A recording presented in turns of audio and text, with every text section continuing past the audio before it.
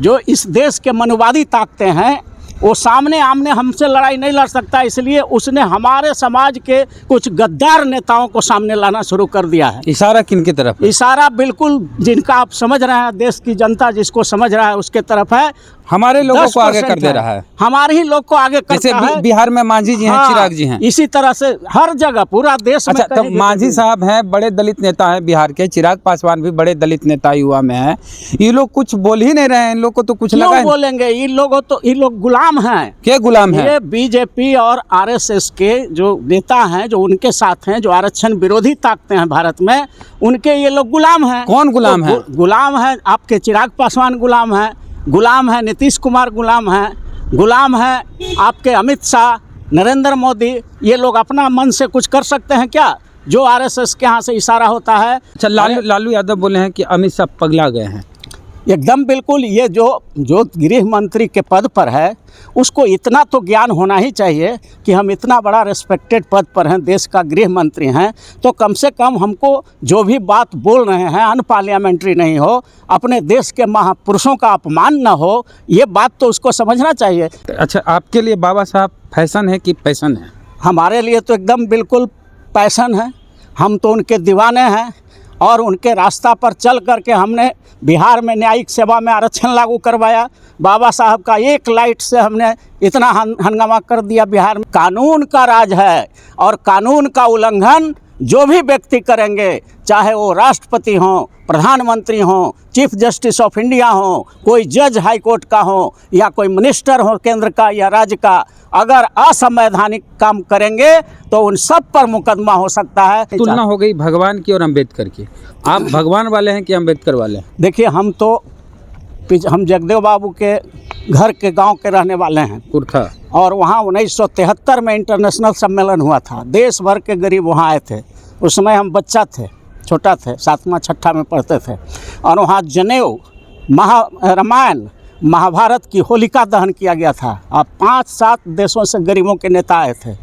बाबा साहब का इस तरह का अपमान करने की मंशा क्या रही अमित शाह की? बिल्कुल सीधी सी मंशा उसका साफ है कि बहुजन समाज के, और ये बीजेपी और आरएसएस का प्लानिंग है कि कुछ ऐसे बात बोलते रहो कि ये बहुजन समाज के जो लोग हैं 90% इस देश में, अनुसूचित जाति, जनजाति, अति पिछड़ा, ओबीसी और माइनॉरिटी, ये समाज अपने हक के लिए लड़ने के बजाय इसी सब काम में उलझा रह जाए। और जब तक यह देश 90% बहुजनों का है, तब तक बाबा साहब भीमराव अंबेडकर का नाम तब तक चलता रहेगा जब तक सूरज चांद रहेगा। आजकल एक फैशन हो गया है अम्बेडकर का, अम्बेडकर अम्बेडकर अम्बेडकर अम्बेडकर अम्बेडकर अम्बेडकर अम्बेडकर। इतना नाम अगर भगवान का लेते तो स्वर्ग में 7 जन्म के लिए स्थान बना लेते, जिस तरह का बयान आया है अमित शाह का, केंद्रीय गृह मंत्री और भाजपा के बड़े चाणक्य वाले नेता हैं। तो इस मुद्दे पे पूरे देश भर में अमित शाह का विरोध हो रहा है। जितने भी बाबा साहब को मानने वाले लोग हैं, सब आहत हुए हैं अमित शाह के इस बयान से, और देश भर में विरोध हो रहा है। विपक्षी दलों के द्वारा भी विरोध हो रहा है, जो संगठन हैं बहुजन के, उनके द्वारा विरोध हो रहा है। और कहीं ना कहीं जो भी व्यक्ति किसी संगठन के साथ नहीं भी जुड़े हैं, वे भी आहत हैं, उनकी भावनाएं भी आहत हुई हैं, जो बाबा साहब की वजह से आज इंसानों वाली ज़िंदगी जी रहे हैं। तो इस मुद्दे पे हम बात करेंगे। पटना हाई कोर्ट के वकील साहब हैं, जाने माने वकील साहब, सीनियर वकील हैं अरुण कुशवाहा जी, ये भी जय भीम वाले वकील हैं। आप भी जय भीम जय भीम जय भीम खूब करते हैं, अम्बेडकर अम्बेडकर अम्बेडकर करते हैं। इतना आप अम्बेडकर अम्बेडकर करते, इतना आप भगवान भगवान करते तो स्वर्ग में 7 जन्म के लिए जगह बना लेते, अमित शाह के मानने तो। देखिए, सबसे पहले तो मैं कहना चाहता हूँ कि बाबा साहेब अम्बेडकर देश की बड़ी शक्ति हैं, भाव जगाने वाले, दिल ही नहीं दिमागों में भी आग लगाने वाले। जय भीम, नमो बुद्धाय, जय भीम, जय भारत। यह देश बहुजनों का है, बहुजनों का था और बहुजनों का रहेगा। और जब तक यह देश 90% बहुजनों का है, तब तक बाबा साहब भीमराव अंबेडकर का नाम तब तक चलता रहेगा जब तक सूरज चांद रहेगा। इसलिए ये लोग जो बाबा साहब के संविधान का ओथ लेकर के जो मंत्री बना है, उसका क्या औकात है? उनका कलम से लिखी हुई एक लाइन को पढ़ करके वो मंत्री बनता है। अगर वो न पढ़े तो वो मंत्री बन ही नहीं सकता है। और ऐसे लोगों की क्या औकात है जो बाबा साहब को कह दे कि बाबा साहब का नाम से अच्छा था कि भगवान का नाम ले, तो मैं तो बार बार कहता हूँ, पूरे देश के बहुजन समाज से कहता हूँ, खास करके अनुसूचित जाति, जनजाति, अति पिछड़ा, ओबीसी और माइनॉरिटी समाज, जिसके लिए बाबा साहब ने भारत के संविधान में विशेष अधिकार भर दिया है, वैसे तमाम 90% इस देश के बहुजनों से कहना चाहता हूँ कि आप बाबा साहब के संविधान को एक बार बढ़िया से पढ़ लीजिए, सारे रास्ते आपको खुले मिलेंगे। और हम बार बार कहते हैं कि जो मनुवादी ताकतें हैं, आज के दिन में वो आमने सामने हमसे लड़ाई नहीं लड़ सकता। जो इस देश के मनुवादी ताकतें हैं, वो आमने हमसे लड़ाई नहीं लड़ सकता, इसलिए उसने हमारे समाज के कुछ गद्दार नेताओं को सामने लाना शुरू कर दिया है। इशारा किनकी तरफ? इशारा बिल्कुल जिनका आप समझ रहे हैं, देश की जनता जिसको समझ रहा है उसके तरफ है। अब इस देश में बाबा साहब के साथ गद्दारी करने वाले बहुजन समाज के नेताओं और बाबा साहब के साथ वफादारी करने वाले बहुजन समाज के नेताओं के बीच लड़ाई है, क्योंकि अब मनुवादी आमने सामने आ ही नहीं सकता, क्योंकि वो मुट्ठी भर है, हमारे लोगों को आगे कर दे रहा है, हमारे ही लोग को आगे करता है। बिहार में मांझी जी हैं, चिराग जी हैं, इसी तरह से हर जगह पूरा देश में। अच्छा, तो मांझी साहब हैं, बड़े दलित नेता हैं बिहार के, चिराग पासवान भी बड़े दलित नेता युवा में हैं, ये लोग कुछ बोल ही नहीं रहे हैं, इन लोग को तो कुछ लगा बोलेंगे। ये लोग गुलाम हैं। क्या गुलाम हैं? ये बीजेपी और आरएसएस के जो नेता हैं, जो उनके साथ हैं, जो आरक्षण विरोधी ताकतें हैं भारत में, उनके ये लोग गुलाम हैं। कौन गुलाम है? गुलाम है आपके चिराग पासवान, गुलाम है, गुलाम है नीतीश कुमार, गुलाम है, गुलाम है आपके अमित शाह, नरेंद्र मोदी। ये लोग अपना मन से कुछ कर सकते हैं क्या? जो आरएसएस के यहाँ से इशारा होता है, जो आरक्षण विरोधी और मनुवादी पूंजीवादी ताकतें हैं भारत की, उन लोगों का गुलाम है ये लोग। पूंजीवादी ताकतों की गुलामी कर रहे हैं। आप लोग बाबा साहब का संविधान पढ़े हैं, तब वकील बने हैं, और बाबा साहब का संविधान पढ़ के ही लोग जज बनते हैं, और बाबा साहब के लिखे हुए लाइन को पढ़ के लोग मंत्री बनते हैं। बाबा साहब का इस तरह का अपमान करने की मंशा क्या रही है अमित शाह की? बिल्कुल सीधी सी मंशा उसका साफ है कि बहुजन समाज के, और ये बीजेपी और आरएसएस का प्लानिंग है कि कुछ ऐसे बात बोलते रहो कि ये बहुजन समाज के जो लोग हैं 90% इस देश में, अनुसूचित जाति, जनजाति, अति पिछड़ा, ओबीसी और माइनॉरिटी, ये समाज अपने हक के लिए लड़ने के बजाय इसी सब काम में उलझा रह जाए। तो इसलिए देखिएगा हर 2 महीना, हर 1 महीना, हर 6 महीना पर एक ऐसा काम वो कर देता है कि हमारे देश के जितने भी बुद्धिजीवी हैं, जितने नेता हैं हमारे, वो सब उसी का जवाब देने में लग जाते हैं। और अपनी जो लड़ाई है इनकी, जो सत्ता होता है, सत्ता का मतलब हमारा हमेशा होता है न्यायपालिका, कार्यपालिका, विधायिका, नेशनल मीडिया और प्राइवेट सेक्टर। बाबा साहब के भारत के संविधान का अगर गहन अध्ययन करिएगा तो उसमें सत्ता का 4 पावर हाउस है, न्यायपालिका, कार्यपालिका, विधायिका और नेशनल मीडिया। और इन चारों तंत्रों में हमारे बहुजनों का, SC, ST, MBC, OBC और माइनॉरिटी का हिस्सेदारी अभी भी 10%, किसी में 2%, किसी में 20% है। तो इसलिए सत्ता के चारों अंगों में 90% हिस्सेदारी का आंदोलन खड़ा न हो जाए इस देश में बहुजनों के तरफ से। इसलिए हमारे बहुजन समाज के बुद्धिजीवियों को, गरीबों को, दलितों को, पिछड़ों को, अक़लियतों को वो लोग गुमराह करते रहता है कि इसी का जवाब देने में अपना एनर्जी लगाते रहे। पूछते सर, जैसा कि नियम है संवैधानिक कि सदन में कोई भी सदस्य कुछ भी बोलते हैं उसके लिए सदन के बाहर कहीं मुकदमा, FIR वगैरह नहीं हो सकता, चाहे कोर्ट पर भी टिप्पणी कर दें तब भी न्यायालय की अवमानना का केस दर्ज नहीं होगा। तो अमित शाह पर तो सदन के बाहर कोई कार्रवाई हो नहीं सकती, सदन के भीतर क्या हो सकता है? देखिए, सभापति जो वहाँ के अध्यक्ष होते हैं लोकसभा के, दोनों सदन में इनके खिलाफ प्रस्ताव लाया जा सकता है। अनपार्लियामेंट्री शब्द का अगर आप इस्तेमाल करते हैं तो ये भारत देश है और यहाँ बाबा साहब का ही संविधान है।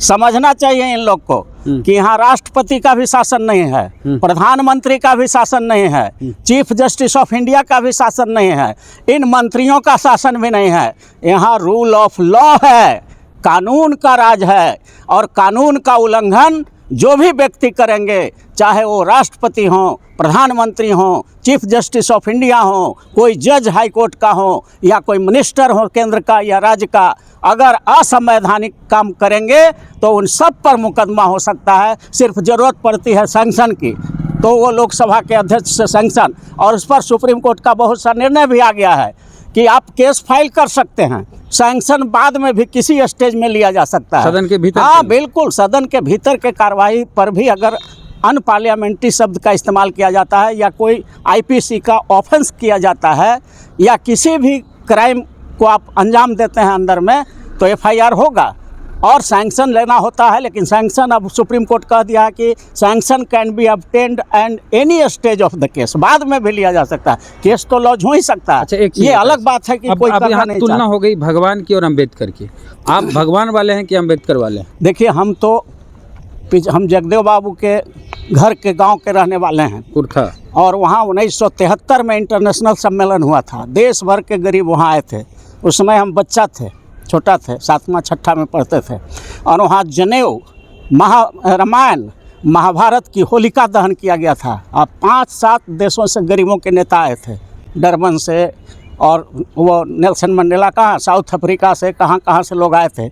हम तो उस व्यू के हैं, और हम बार बार कहते हैं कि जो ये आरक्षण विरोधी पूंजीवादी मनुवादी जो ताकतें हैं भारत की, वो 6 चीज़ बनाया है हम लोग को परेशान करने के लिए, ठगने के लिए, चीट करके हम लोगों से पैसा, आर्थिक मानसिक शोषण करने के लिए वो 6 चीज़ बनाया है, जिसमें पाप, पुण्य, स्वर्ग, नरक, भाग्य और भगवान, ये 6 हथियार हैं उसके, मनुवादियों का, आरक्षण विरोधी ताकतों का, पूंजीवादी ताकतों का, और सीधे तौर पर कहिए तो बीजेपी और आरएसएस वालों का। ये 6 हथियार है, भाग्य, भगवान, पाप, पुण्य, स्वर्ग और नरक। ये सब मनगढ़ंत चीज़ है, बुद्ध ने कभी इसका खंडन कर दिया, ये सब कुछ नहीं होता है, इन लोगों ने बनाया है। भोले भाले जो हमारे बहुजन समाज के जो नासमझ लोग हैं, उनको ठगने के लिए, उनका आर्थिक शोषण करने के लिए, सामाजिक शोषण करने के लिए, मानसिक शोषण करने के लिए ये सब हथियार है। अमित शाह पर, और अमित शाह ने इसी का हथियार का इस्तेमाल किया है कि स्वर्ग मिल जाएगा। अच्छा, लालू यादव बोले हैं कि अमित शाह पगला गए हैं। एकदम बिल्कुल, ये जो गृह मंत्री के पद पर है, उसको इतना तो ज्ञान होना ही चाहिए कि हम इतना बड़ा रिस्पेक्टेड पद पर हैं, देश का गृह मंत्री हैं, तो कम से कम हमको जो भी बात बोल रहे हैं अनपार्लियामेंट्री नहीं हो, अपने देश के महापुरुषों का अपमान न हो, ये बात तो उसको समझना चाहिए। इसलिए लालू यादव क्या, देश के एक एक बहुजन को खड़ा हो जाना चाहिए इन लोगों के खिलाफ। जो हमारा 120 करोड़ जनसंख्या है भारत में, शेड्यूल कास्ट, शेड्यूल ट्राइब, बढ़ती पिछड़ा, ओबीसी और माइनॉरिटी का, भारत में हम 120 करोड़ हैं, ये लोग 20-22 करोड़ है। तो ये आरक्षण विरोधी पूंजीवादी ताकतों के खिलाफ और इस तरह के जो अफवाह फैलाया जा रहा है, बाबा साहब के खिलाफ जो अनर्गल प्रलाप किया जा रहा है, ऐसे लोगों के खिलाफ 120 करोड़ हमारे देश के अनुसूचित जाति, जनजाति, अति पिछड़ा और अल्पसंख्यक समाज को एकत्रित हो जाना चाहिए, और इस बार होगा। अच्छा, आपके लिए बाबा साहब फैशन है कि पैशन है? हमारे लिए तो एकदम बिल्कुल पैशन है, हम तो उनके दीवाने हैं, और उनके रास्ता पर चल करके हमने बिहार में न्यायिक सेवा में आरक्षण लागू करवाया। बाबा साहब का एक लाइट से हमने इतना हंगामा कर दिया बिहार में कि सुप्रीम कोर्ट को आदेश करना पड़ा कि बिहार न्यायिक सेवा में डिस्ट्रिक्ट जज तक आरक्षण होना चाहिए, और 17 के जनवरी में हमने यहाँ लागू करा दिया। यही नीतीश कुमार को दबाव दे करके हम लोग किए। हम लोग रथ निकाले थे, वोट बिगाड़ सत्ता उखाड़ रैली निकाले थे वकीलों का, कि अगर आरक्षण नहीं दिया जाएगा यहाँ बिहार के न्यायिक सेवा में तो वोट बिगाड़ेंगे, सत्ता से उखाड़ेंगे, तो देना पड़ा। उसी तरह अभी जो हमारा प्लान है, सुप्रीम कोर्ट, हाई कोर्ट जजेज अपॉइंटमेंट रिजर्वेशन बिल हमने तैयार किया है, उस विधेयक की कॉपी है हमारे पास, वो पूरा देश में हम लोग भेज रहे हैं सारे सांसदों को कि इस विधेयक को पारित करा दो। सुप्रीम कोर्ट और हाई कोर्ट में भी all India judicial service commission बन जाएगा, वैकेंसी निकलेगी, पीटी होगा, मेन टेस्ट होगा, इंटरव्यू होगा, तब जाकर के जज जो है वहाँ बनेगा, और SC ST OBC माइनॉरिटी के लिए आरक्षण भी होगा उसमें। ये विधेयक है। अगर कोई सांसद चाहते हो कि ये विधेयक का कॉपी उन्हें चाहिए, तो मैं अपना नंबर दे रहा हूँ 9431002499। इस पर आप हमसे संपर्क करिए, हम आपको इस विधेयक का कॉपी भेज देंगे, और आप पार्लियामेंट में इसको उठाइए। और हम बहुजन जनता से भी अपील करते हैं कि आप भी मांगिए कॉपी। हमारा फेसबुक पर भी है, Arun Kumar Kushwaha advocate Patna high court, Facebook भी खोलेंगे तो उस पर विधेयक की कॉपी है, न्यायपालिका आरक्षण आंदोलन के पैड पर है। उस विधेयक को लेकर के पूरे देश में हंगामा खड़ा करिए ताकि सुप्रीम कोर्ट और हाई कोर्ट में भी SC ST MBC OBC और माइनॉरिटी का जज बने। जब हमारे समाज का जज होगा तो अमित शाह जैसे लोग को, बाबा साहब को अपमानित करने का या उनके खिलाफ एक शब्द बोलने का भी जरूरत नहीं होगा, क्योंकि सुओ मोटो कॉग्निजेंस लेने का भी पावर है सुप्रीम कोर्ट और हाई कोर्ट को। स्वतः संज्ञान लेकर के भी इनके खिलाफ एक्शन लिया जा सकता है। अभी भी हो सकता है? बिल्कुल बिल्कुल, अगर जज चाह ले सुप्रीम कोर्ट का, हाई कोर्ट का, तो क्यों नहीं हो सकता? क्या हो सकता है? एकदम बिल्कुल सुओ मोटो एक्शन हो सकता है उनके खिलाफ कि इस तरह का बयानबाजी, देश के महापुरुषों को अपमानित करना एक गृह मंत्री के लिए ये अनपार्लियामेंट्री वर्ड के बराबर है और एक क्राइम है, देश के खिलाफ क्राइम अगेंस्ट नेशन है। इसलिए अगर सुप्रीम कोर्ट चाहे तो खुद कॉग्निजेंस ले सकता है, सुओ मोटो कॉग्निजेंस लेकर उनको शोकआउट कर सकता है, नोटिस कर सकता है, उन पर एक्शन ले सकता है। ये सब है अधिकार, सब बाबा साहब ने संविधान में दिया है पार्लियामेंट को। चलिए, तो अमित शाह ने जिस तरह से कहा कि अंबेडकर अंबेडकर अंबेडकर अंबेडकर जिस तरह से नाम लेते हैं, अगर उतना भगवान का नाम लेते तो स्वर्ग में 7 जन्म के लिए आपकी जगह बन जाती। तो हम कहना चाहते हैं कि जब अंबेडकर नहीं थे तब भी इस देश में, इस दुनिया में भगवान थे, लेकिन किसी भी दलित को इंसान वाली ज़िंदगी नहीं मिलती थी। स्वर्ग तो बहुत दूर की बात है, कुत्ते बिल्ली वाली ज़िंदगी जीते थे। अंबेडकर नहीं थे तब बहुजन समाज, शूद्र समाज के लोग, अंबेडकर आए और बहुजन समाज, दलित समाज, पीड़ित समाज के लोगों को इंसानों वाली ज़िंदगी दिए। तो स्वर्ग का अगर कहीं है तो इसी धरती पर है, और स्वर्ग बनाना है, स्वर्ग में जाना नहीं है, इसी देश को स्वर्ग बनाना है। और इस देश में स्वर्ग कैसे बनेगा? बाबा साहब के संविधान से बनेगा। तो बाबा साहब का अपमान जिस तरह से किया गया, उसको लेके पूरे देश में बवाल हो रहा है, विरोध हो रहा है। वकील साहब ने जो कुछ कहा उस पर आपकी क्या राय है? प्रतिक्रिया दीजिए कमेंट बॉक्स में। जय भीम, जय भारत।